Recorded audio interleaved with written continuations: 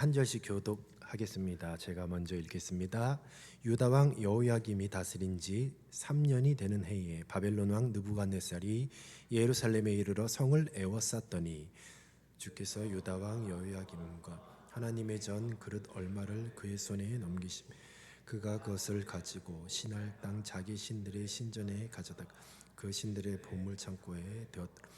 왕이 환관장 아스부나스에게 말하여 이스라엘 자손 중에서 왕족과 귀족 몇 사람 곧 흠이 없고 용모가 아름다운 모든 죄를 통찰하며 지식에 통달하며 학문에 익숙하여 왕궁에 설만한 소년을 데려오게 하였고 그들에게 갈대아 사람의 학문과 언어를 가르치게 하였고 또 왕이 지정하여 그들에게 왕의 음식과 그가 마시는 포도주에서 날마다 쓸 것을 주어 3년을 기르게 하였으니 그 후에 그들은 왕 앞에 서게 될 것이더라. 그들 가운데 하나냐와 미사엘과 아세라가 있었더니 합독학기 있습니다. 환관장이 그들의 이름을 고쳐 다니엘은 벨사살이라 하고 하냐나는 사드락이라고 하고 미사엘은 메삭이라 하고 아샤라는 아벳느고라 하였더라. 아멘. 자, 오늘부터 이 시대를 살아가는 다니엘 2025 버전이라는 큰 주제를 가지고 한번 같이 읽어볼까요? 시작. 이 시대를 살아가는 다니엘 2.25 버전. 그것까지 읽어야죠. 자, 오늘 말씀의 제목이 아도나이 역사의 주권자입니다. 자, 오늘부터 다니엘 이제 강의를 시작을 하려고 합니다. 다니엘 혹시 읽어보신 적 있으신 분 한번 손 들어 보십시다. 자, 다니엘 읽어본 적 있다. 자, 다니엘이 성경이에요 하고 성경입니까? 다니엘을 많이 안 읽어보신 것 같습니다. 이 성경에 여러 권들이 있죠. 다니엘이 이제 선지서에 속하긴 하지만 이제 선지서라고 하면 이제 예언의 말씀이 이제 기록이 되어 있어요. 예언이라고 하면 미래에 되어질 일에 대한 하나님의 계시의 말씀이라고 그렇게 보시면 돼요. 다니엘은 쉽지 않습니다. 내용이 굉장히 어렵고 이제 어떤 예언의 말씀이기 때문에 이것을 해석하는 것이 굉장히 어려울 수 있어요.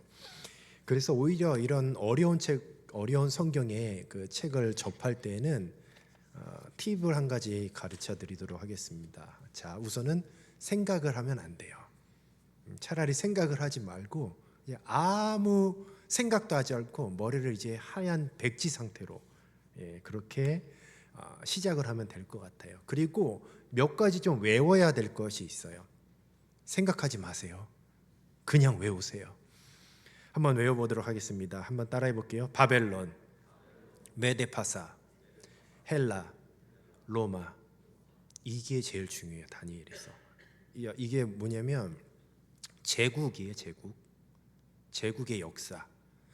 하나님께서 다니엘에게 앞으로 미래에 되어질 일을 말씀을 느부갓네살의 꿈을 통하여서 계시해 주셨는데 그 계시하셨던 방법이 뭐냐? 바로 제국의 역사를 말씀을 해주셨어요. 자, 잊어먹은 줄 알고 자 한번 다시 한번 얘기해 보겠습니다. 자, 4가지 제국. 첫 번째, 자, 두 번째, 메데파사. 세 번째, 헬라. 마지막, 로마. 이 4가지는 아무 생각하지 마세요. 외워야 돼요. 무조건 외워야 돼요. 그래야 다니엘이 읽혀집니다. 그래서 제가 중간중간에 한 명씩 지목해서 외워보세요 라고 했을 때 만약에 외우지 못하면 벌금 5,000원씩 걷도록 하겠습니다. 진짜예요. 진짜예요. 그러니까 만약에 좀 조는 청년이 있다, 아니면 딴 생각하는 청년이 있다, 되게 슬프고 막 힘든 얘기하는데 혼자서 초점이 다른 데 맞춰서 혼자 웃고 있어요. 딴 생각하고 있죠. 그러면 외워보세요 해서 못 외우면 5,000원씩. 자, 마지막 한번 다시 한번 외워보겠습니다. 시작. 저기 고개 푹 숙이고 있는 청년, 이름을 아직 못 외워갖고 진짜 안타깝네. 이름 탁 집어서 누구 일어나세요 딱 하려야 되는데 내가 저기 이름표 여기다 갖다 놓고 이제 해야 되겠어요. 여러분, 하나님께서 다니엘에게 미래에 대하여 이렇게 말씀을 해주셨는데 무엇을 중심으로 말씀해 주셨다고요? 제국의 역사를 중심으로 말씀해 주셨어요. 느부갓네살의 꿈을 통해서 앞으로 이제 그 다룰 내용입니다. 앞으로 미래가 어떻게 될 것이냐? 하나님은 제국을, 그러니까 그 패권을 차지한 나라의 이름, 내 나라를 말씀해 딱 주셨습니다. 그리고 마지막에는 하나님의 나라, 최종 하나님의 나라까지 이렇게 말씀을 해주셨어요. 이 얘기는 뭐냐면 하나님께서 역사의 주관자이시며 이 역사를 운행해 가시는 그런 방법이 무엇이냐? 제국이에요, 제국. 그러니까 큰 제국, 큰 제국, 그러니까 강대국들을 통해서 세계를 운영해 가시는 거죠. 그래서 다니엘에게 다른 방법이 아니에요. 제국들의 이름을 말씀해 주신 거예요. 그래서 이것이 중요한 겁니다. 한번 표를 한번 보도록 하겠습니다. 연도가 좀 나오거든요. 자, 먼저 우리 AD, BC 나누는 기준이 뭔지 아세요? AD, BC 한번 볼까요? 자, BC 뭐죠? 그렇죠. Before Christ, 기원전을 뜻한. 그러니까 예수님 탄생 전이 뭐라고요? BC. 그럼 AD는 아노 도미니 해서 예수님 탄생 후. 자, 문제를 낼게요. AD 10년 예수님 탄생 10년. 예. 이게 정확하게 일치하지는 않지만 이렇게 대략 잡았어요. 이렇게 역사를. 그러니까 이 세상의 역사는 누구 중심으로? 예수님 중심으로 흘러가는 거예요. 뭐 불교, 물론 뭐 불교 믿는 사람, 뭐 기원전, 불교 믿는 사람 다른 이렇게 연도가 있긴 하지만 대부분의 사람들이 이렇게 BC, AD 해서 예수님 탄생을 기점으로 이렇게 나눈다는 거죠. 자, 지금은 몇 년이죠? 자, 앞에 뭐가 붙어요? AD 2025년. 예수님 이제 이 땅에 오신 몇 년 후? 2025년 후라는 거죠. 한번 넘겨주십시오. 자, 그렇다면 앞에 BC가 붙었죠. 예수님 BC 620년은 예수님 이 땅에 오시기 620년 전으로 보시면 돼요. 620년에 무슨 일이 있었죠? 다니엘이 출생을 했습니다. 자, 한번 눌러주십시오. 자, 보십시오. 다니엘이 620년에 출생했고 530년에 죽었어요. 몇 살을 살았죠? 자, 90년, 약 90년을 살았습니다. 한번 더 눌러주십시오. 605년에 무슨 일이 있었습니까? 바벨론 포로 사건이 있었어요. 그리고 537년에 제1차 바벨론 포로 기환이 있었습니다.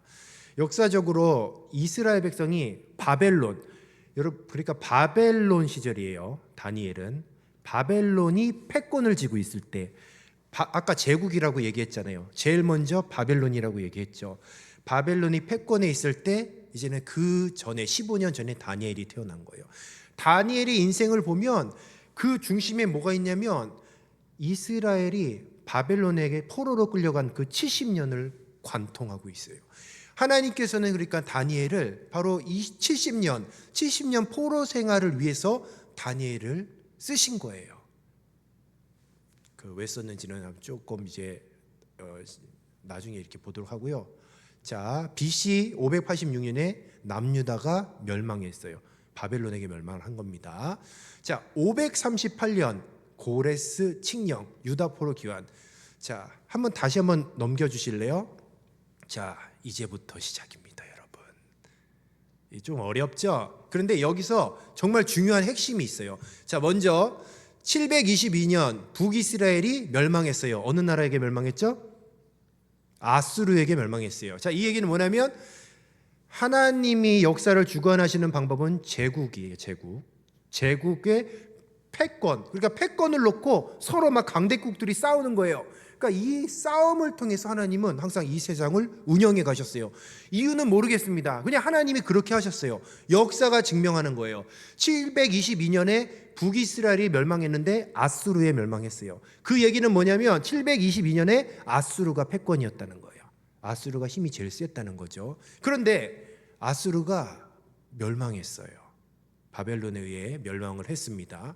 뭐 쭉 보면 다니엘이 출생을 했고 605년 보니까 바벨론의 포로 사건이 1차 바벨론 포로 사건이 있었고, 이때는 무엇을 의미하냐? 바벨론이 패권이라는 거예요. 바벨론이 패권이에요. 그런데 여기서 아까 우리가 바벨론 다음에 어떤 나라라고 그랬습니까? 메데파사라고 했죠. 쭉 보시면 눈썰미 있는 친구들을 쭉 보십시오. 539년에 무슨 일이 있었어요? 바벨론 제국의 멸망과 메데파사 제국의 건립이 있었다는 거죠. 자, 보이지 않는데 여러분들 이제 보는 눈을 길러야 돼요. 이 연도 안에서 제국을 보는 눈을 길러야 돼요. 자, 722년에는 어떤 제국?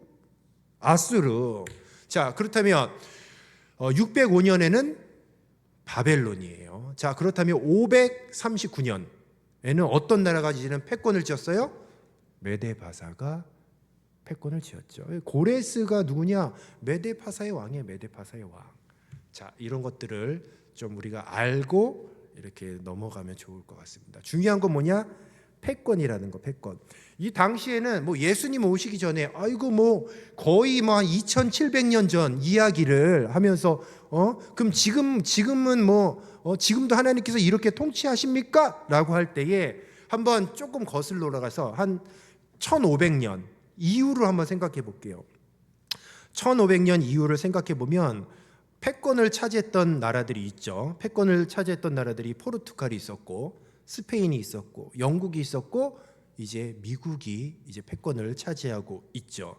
그리고 이 패권의 지위를 도전했던 나라들이 있어요.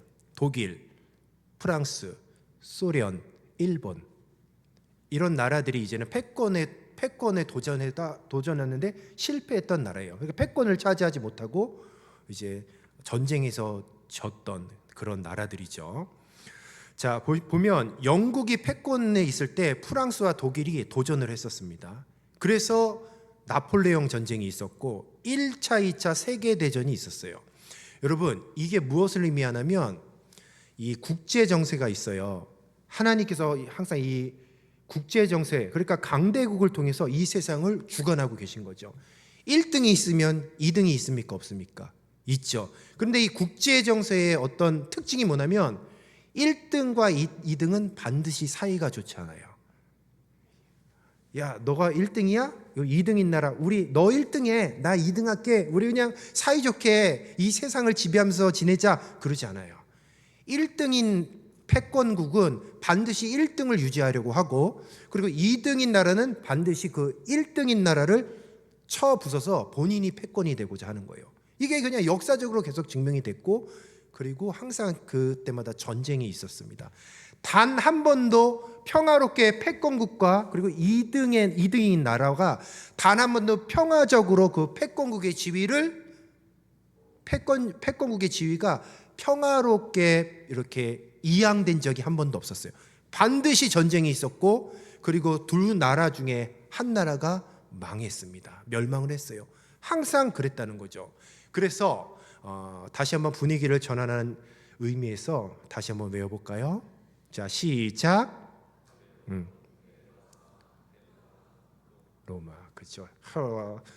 분명하게 하십시오. 확실하게. 헬라, 그리스라고도 합니다. 자, 그런데 이 여러분들이 방금 얘기했던 이 네 제국이 패권을 유지하기 위해서 치고받고 싸운 거예요. 아수르, 네 제국 전에 바벨론 전에 아수르였습니다. 근데 그 아수르 전에는 언제였냐? 애굽이었어요. 애굽. 요셉이 총리에 있었을 때, 그때가 애굽이 패권이었어요. 역사를 보면 반드시 패권의 나라가 있습니다. 그리고 2등이 있어요. 치고받고 싸우는 거예요. 그래서 이렇게 여기까지 진행이 됐다라는 거죠. 자, 그렇다면 오늘날 이런 국제 정세가 그대로 유지가 되나요? 여러분 한번 판단해 보십시오. 지금 패권국이 누구예요? 네? 패권국이 누굽니까? 확실하게 대답해 보십시오. 패권국.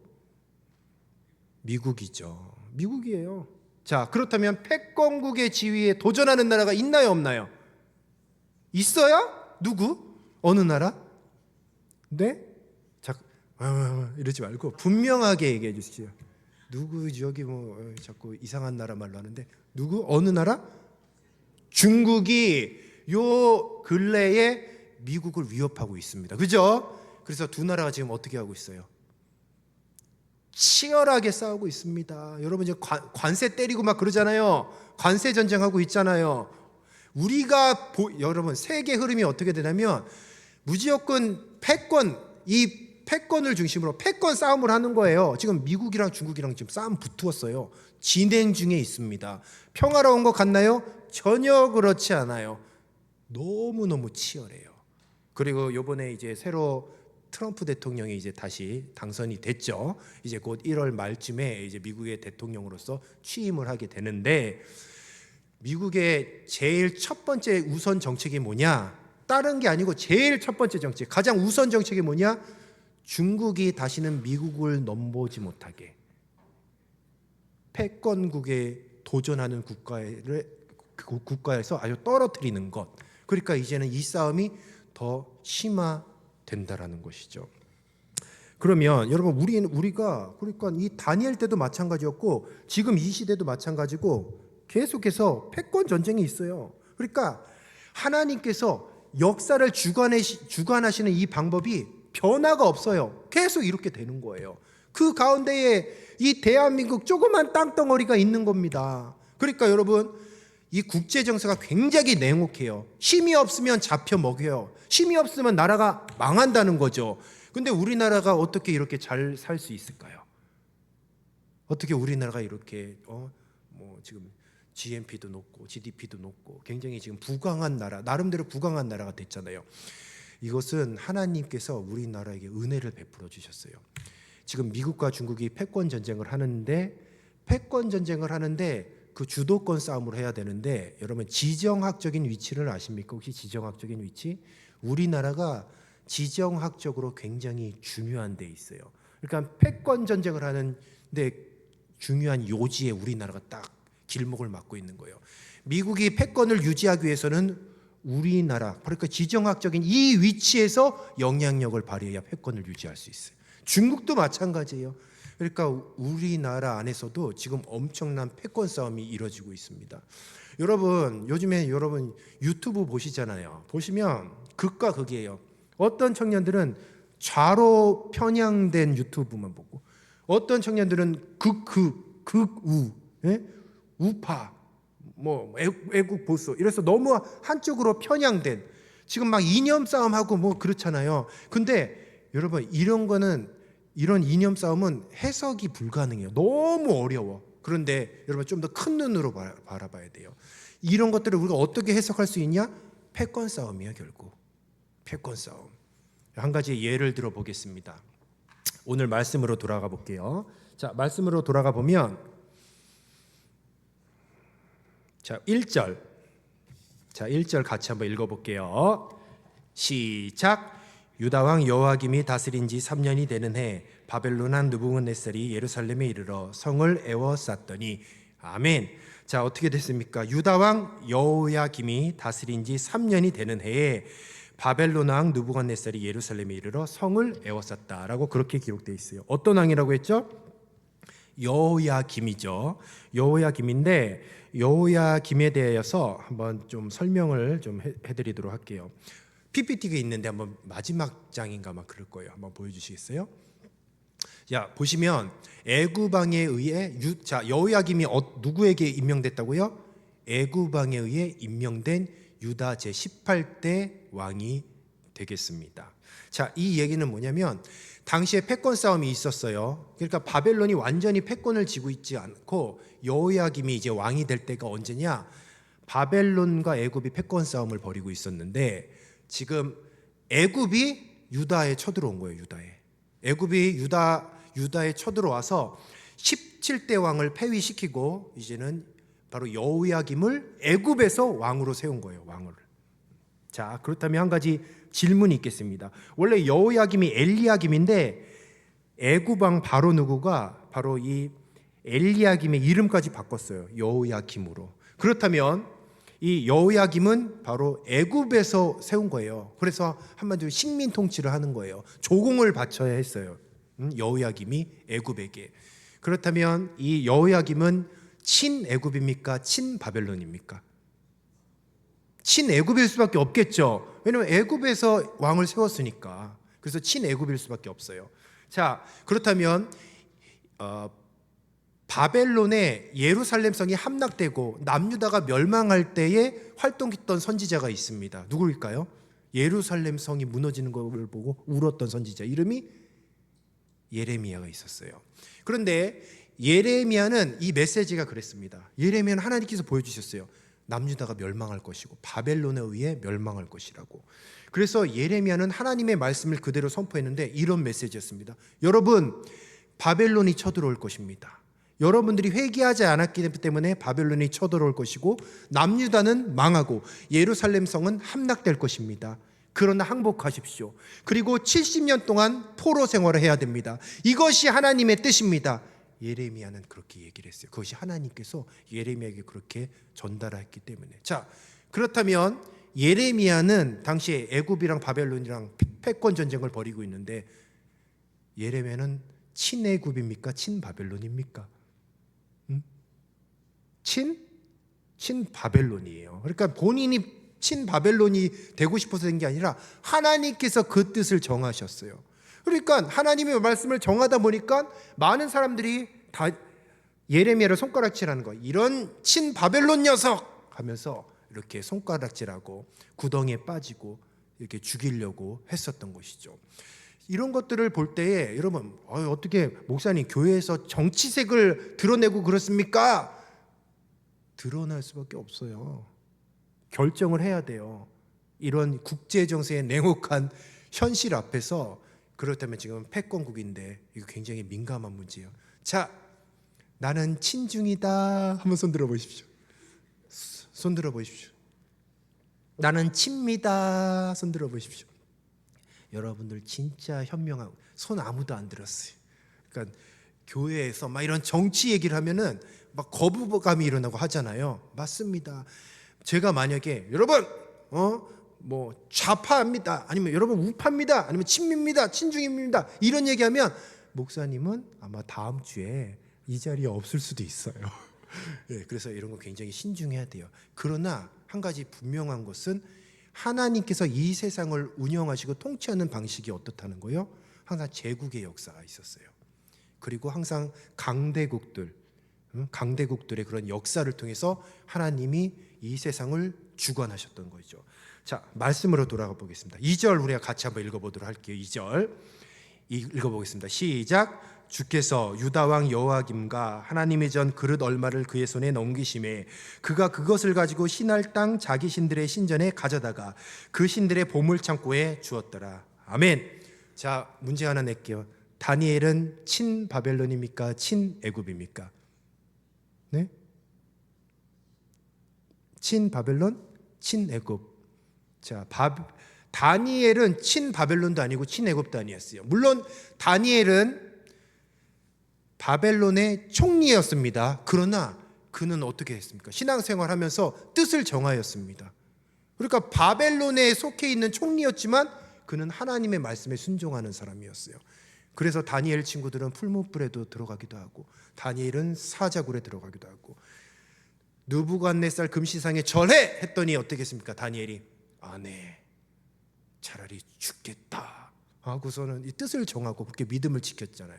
자, 2절에 보니까 다니엘이 이렇게 얘기했어요. 주께서 유다 왕 여호야김과 하나님의 전 그릇 얼마를 그의 손에 넘기시며, 여기서 그는 느부갓네살 왕이에요. 그러니까 여러분 2절이 뭐예요? 2절 지금 이 상황이 어떻다는 거예요? 지금 여호야김과 하나님의 전 그릇 얼마가 느부갓네살의 손에 넘겨졌다. 이 얘기가 뭐 얘기입니까? 지금 남유다가 망했다는 거예요. 남유다가 망했다는 거. 자, 그렇다면 보통 일반적인 사고를 가지고 일반적인 사람은 어떻게 됩니까? 지금 이 역사적인 사건, 지금 여호야김이 잡혀갔어요. 그리고 성전의 그릇, 하나님께 제사하며 쓰임 받는 그런 귀한 그릇듯이 그냥 갖고 탈취를 당했어요. 예루살렘 막 함락되고 포로로 사람들 잡혀가고. 자, 그렇다면 보통 일반적인 사람은 어떻게 생각하냐? 아유, 나라 망했네, 나 죽었네, 그렇게 해서 절망에 빠져요. 그런데 다니엘은 어땠습니까? 지금 나라가 망하는 현장 가운데서 다니엘이 했던 얘기가 기가 막힌 거예요. 주께서 유다 왕 여호야긴과 하나님의 전그릇 얼마를 그의 손에 넘기심에. 다니엘은 나라가 망했지만 나라가 망했다고 얘기하지 않았어요. 어떻게 얘기했습니까? 다니엘이 해석을 한 거예요. 지금 나라가 망한 이 현장 속에서 지금 나라가 망했지만 그것을 지금 누가 주관하고 계시는 거예요? 따라해 보겠습니다. 주께서, 그렇죠, 넘기셨다. 그렇죠. 주님께서 하셨다는 거예요. 그러니까 여러분, 일반적인 사람들과 하나님을 믿는 신앙인은 생각이 다르고 역사를 해석하는 관점이 완전히 달라요. 나라가 심지어 망했으면 이건 절망적인 겁니다. 정말 죽어야 돼. 나라가 망하면 비참합니다. 나라의 주권이 사라지면 그 백성들은 얼마나 비참한지 몰라요. 그럼 뭐 망했죠. 그냥 죽어야 되는 거예요. 그런데 다니엘은 그렇지 않았어요. 망했다 이런 얘기도 안 했습니다. 주께서 넘기셨다. 이 얘기가 뭡니까? 하나님의 역사에, 하나님께서 역사를 주관하신다. 비록 조국 남유다는 망했지만 하나님의 뜻이 있을 것이다. 70년 포로로 잡혀갈 것이지만 하나님은 제국의 역사를 보여주시면서 다시 회복시켜 주실 것이다. 딱 이런 확실한 신앙의 정체성이 있었던 것이죠. 마찬가지예요, 여러분들. 우리 청년 여러분들 이렇게 신앙생활 하다 보면 좋아하는 우리 오빠, 좋아하는 우리 저기 자매님 생겨요, 안 생겨요? 갑자기 마음에 풋풋하게 이렇게 올라오고 자꾸 이렇게 생각나는, 그럴 수 있잖아요. 그래서 여러분 솔직하게 얘기해 봅시다. 오빠 아니면 자매님, 내가 그대를 마음에 품고 있어. 나와 사귀어 주지 않겠소? 라고 했을 때 확률이 어떻습니까, 여러분? 확률이 좋나요? 그럼 만약에 싫어요. 뭐 싫습니다. 딱 이렇게 얘기했을 때 여러분 마음이 어때요? 상처를 받는 거죠. 그러면 보통 어떻습니까? 그 친구는 이제 교회를 교회를 떠나고 교회에 나오지 않고 그런다는 거죠. 그런데 여러분, 하나님의 주권을 가지고 있는 사람은 달라요. 내가 누구에게 고백을 했어요. 자매님 사랑합니다. 딱 얘기했을 때 그 자매가 얘기하는 거죠. 싫어요. 그러면 어떻게 합니까? 보통 일반적인 사람은 그렇죠. 마음에 상처받죠. 마음에 상처받고 교회를 떠나야 되나 안 떠나야 되나 지금 그걸 생각하고 있어요. 그런데 한번 따라해 보겠습니다. 누군가 나의 사랑을 고백했는데 그 사랑을 받아주지 않았어. 근데 하나님을 믿는 신앙인은 이렇게 고백합니다. 상처받다 그런 얘기 안 해요. 거절당했다 이런 얘기 안 해요. 따라해 보겠습니다. 주께서 하셨습니다. 그렇죠. 틀리다고요, 여러분. 인생을 살다 보면 취업하는 게 힘듭니까, 어렵습니까? 이력서 많이 내고 나 여러분 그 기분 잘 알아요. 왜냐면 목사님도 동원교회 올라오면 이력서 내고 그랬어요. 그래서 얼굴 제일 잘생긴 거 이렇게 오려가지고 붙이고 이렇게 해서 막 없는 뭐 하나라도 더 쓰려고 운전면허증 딱 하고 이렇게 다 쓰고 했단 말이에요. 다 알아요, 내가. 여러분들 그 거절감 안다고요. 이력서 내고 그래서 뭔가 좀 좋은 직장, 번듯한 직장 좀 해보려고 하는데 안 돼. 그 거절감 난 안다고요. 난 알아요. 그러면 좀 이력서 좀 내고 한 수십 군데, 수백 군데 낼 수 있습니다. 거절해요. 회사에서 나를 채용을 안 해. 그러면은 신앙이 없는 사람은 좌절하죠. 낭망하죠. 그런데 우리는 그렇게 하면 안 되는 거예요. 왜? 그럴 때마다 우리는 어떻게 해야 됩니까? 한번 따라해 보겠습니다. 주께서 하셨습니다. 그렇죠. 여러분, 여러분 비록 누구에게 뭐 차일 수도 있고 뭐 직장 문제가 잘 안 될 수도 있어요. 내가 원하는 자격증 시험 미끄러질 수도 있어요. 인생이 그렇게 호락호락하지 않더라고요. 내가 원하는 대로 되지 않더라고요. 살다 보니까 그래요. 살다 보면 더 느낍니다. 그러나 한 가지 분명한 것은 그럴 때마다 하나님을 믿지 않는 사람들은 좌절해요. 낭망해요. 때로는 자살까지 해요. 그런데 우리는 아니라는 거예요. 나라가 망했는데 다니엘은 어땠습니까? 울지도 않았어요. 좌절하지 않았습니다. 그저 그거 딱 한마디였어요. 주께서 넘기셨습니다. 우리 주님께서 하실 겁니다. 그렇다면 여러분 혹시나 누구에게 고백해서 차인 우리 청년들 있을 겁니다. 그럴 수 있죠. 괜찮습니다. 자, 그럴 때마다 속으로 외치세요. 주께서 넘기셨습니다. 그렇게 넘기고 다음 목적지를 향해 나아가면 되는 거예요, 여러분. 여러분, 내가 한 가지 분명한 거 말씀드리도록 할게요. 제가 중고등부 청년부 때 가장 인기 없는 남학생이 있었어요. 나 아니에요. 그런 눈으로 보지 마세요. 진짜 얼굴이 굉장히 느끼하게 생겼어요. 얼굴이 굉장히 느끼하게 생겼고 고백할 때마다 다 차이는 거, 다 차이는 거. 그러니까 중고등부 때부터 꾸준히 이제 이 친구에게 고백했다 안 되면 또 이제 다른 친구에게 고백하고. 근데 그 친구는 한 가지 장점이 있는데 교회는 안 떠나요. 이렇게 고백을 했어요. 다 싫대, 다 싫대. 그런데 놀라운 사실은 시간이 지나고 나서 아니 그 친구가 제일 성공하고 그리고 결혼을 해서 아내한테 제일 잘해요. 친구들한테 이제 동기 모임을 하잖아요. 인정받아. 그래서 지금 저의 자매님들 친구들이 얘기해요. 야, 내가 미래를 알았다면 내가 너랑 결혼했겠다. 지금 그렇게 얘기를 한다고죠. 여러분, 이렇게 주위를 둘러볼 때 혹시 많이 낭망한 친구들이 있을 거예요. 근데 여러분 절대 틀립니다. 지금 뭐 별 볼 일 없고 좀 찐따 같고 그렇잖아요. 나중에 어떻게 될지 몰라요. 그 친구는 CEO예요. 지금 CEO. 건물주. 얼마 전에 자랑하더라고요. 자기 와이프랑 그 처가댁 식구들 해외여행 보내주고 자기는 아이들 이렇게 케어하면서 아기 보고 있다고 하더라고요. 멋지지 않습니까? 응? 10번 이상 차인 친구가 지금 그 제일 1등 신랑감이 됐다고요.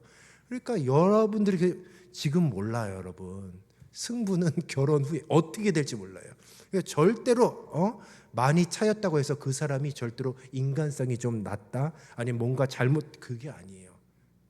여러분이 거들떠보지도 않는 아주 음지에서 쭈그려 있는 그 청년이 나중에 거부가 될 수도 있고 가정의 최고의 1등 신랑감, 신부감이 될 수 있다는 거예요. 자, 여러분 보십시오. 2절 말씀을 한번 이제 정리하고 이제 말씀을 마무리하도록 할게요. 자, 여기서 이제 주께서라고 되어 있죠. 보통 하나님을 야훼, 여호와, 엘로힘이라고 그렇게 얘기를 합니다. 그런데 다니엘 1장 2절에서의 다니엘은 이 주께서라는 말을 다른 용어를 사용했어요. 한번 보여주시겠습니까? 자, 읽어볼게요. 시작. 왜 안 읽어요? 예? 누가 우했어요? 동그라미 맞긴 해요. 예, 이게 뭐 회색 글자 신경 쓰지 말고 다 그것도 검은색으로 생각하면 되고 아도나이라는 뜻이에요. 아도나이. 아도나이도 하나님을 칭하는 그런 용어입니다. 하나님을 칭하는 용어인데 보통 하나님 하면 엘로힘, 야훼 뭐 이런 단어를 주로 써요. 엘로힘, 야훼 아니면 예흐와. 야훼가 예흐와, 여호와 이거랑 똑같은 단어예요. 그런데 뭐 이 얘기는 뭐 길어질 것 같으니까 빼도록 하고 어쨌든 엘로힘, 야훼, 여호와 이런 단어를 쓰는데 유독 다니엘은 하나님 그런 단어를 쓰지 않고 아도나이라고 썼어요. 아도나이. 근데 아도나이가 무슨 뜻이냐? 아도나이는 한번 따라해 보겠습니다. 주권자. 그렇죠. 원래 아도나이는 나의 주인이란 뜻이에요. 나의 주인. 아돈이 바로 주라는 뜻이거든요. 아도나이가 나의 주인. 그런데 그 안에는 어떤 의미가 있냐? 주권자라는 의미가 있습니다. 그러니까 다니엘은 이 단어를 어떻게 해서 주께서라고 얘기했거든요. 엘로힘이라고 얘기하지 않았어요. 여호와라고 얘기하지 않았어요. 의도적으로 지금 나라가 망했습니다. 나라가 망했는데 지금 뭐라고 했습니까? 아도나이께서 넘기셨습니다. 그 아도나이가 뭡니까? 역사의 주관자께서, 내 인생의 주관자께서, 남유다의 주권자, 이 세상을 통치하는 하나님이란 뜻이에요. 바로 아도나이가. 그러니까 이것이 신앙의 고백이란 거죠. 마찬가지입니다. 여러분, 나라가 망했지만 다니엘은 하나님이 주권자라고 지금 신앙 고백하는 거예요. 여러분 인생을 살아갈 때 실패할 때 있죠? 뭐 차일 때도 있고, 뭐 이력서 썼는데 잘 안 될 수도 있고, 그리고 가정에 어려움이 있을 수도 있고, 예기치 못한 그런 어려움이 있을 수 있고, 그리고 요즘에는 정신병이 굉장히 많아요. 그러니까 뭐 우울증, 공황장애, 이런 것들이 현대병이에요. 현대. 예전에는 이런 병이 없었습니다. 어떤 정신에 관한 병. 요즘에는 이런 정신에 관한 병이 너무너무 많이 생겼어요. 우울증이나 공황장애, 이런 것들을 막 앓고 이런다는 거죠. 그러나 한 가지 분명한 것은 확실한 하나님을 믿는 신앙, 그러니까 하나님을 아도나이로 믿는 거예요. 아도나이. 여러분, 정말 하나님이 내 삶의 주권자 되십니까? 그리고 여러분, 하나님께서 지금 우리나라가 굉장히 어려운 시국이죠. 하나님께서 이 나라의 민족의 주권자 되시는 줄로 믿습니까? 아멘이십니까? 그럼 절대로 좌절하거나 낭망할 필요가 없어요. 그럴 때마다 여러분 어떻게 해야 돼요? 따라해 보겠습니다. 아도나이, 주께서 넘기셨습니다. 여러분의 삶의 고백이 바로 다니엘의 고백이 되었으면 좋겠습니다. 이제 말씀을 정리하도록 할게요. 여러분, 힘들고 어려울 때가 많이 있어요. 그리고 특별히 이 시국 굉장히 어려운 시국이에요. 국제 정세는 전쟁이에요. 그래서 어떤 학자는 국제 정세를 어떻게 표현하냐? 정글. 서로 그냥 먹고 먹히는 그런 정글과도 같다라고 그렇게 얘기를 했습니다.